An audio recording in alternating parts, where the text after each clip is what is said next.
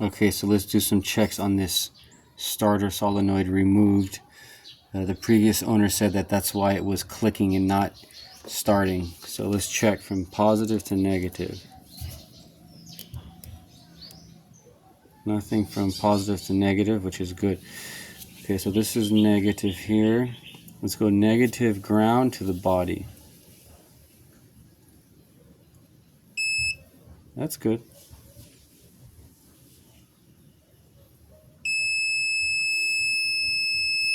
Okay, let's go positive to positive. Okay, positive to positive is no reading, which is good. Those should be separated.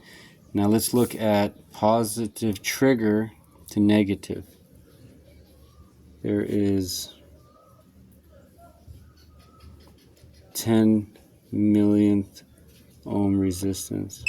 Oh, no. There's no resistance. So there's continuity between the negative and the trigger. Conducted a few more tests.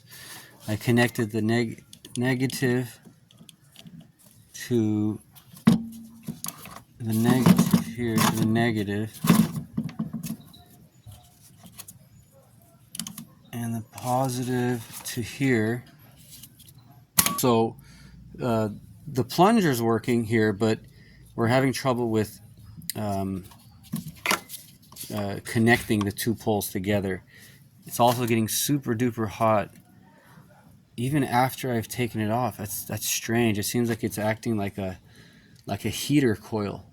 So there must be some internal shorts on this one. So I've just ordered another one, and we'll put it in and see if that makes the difference.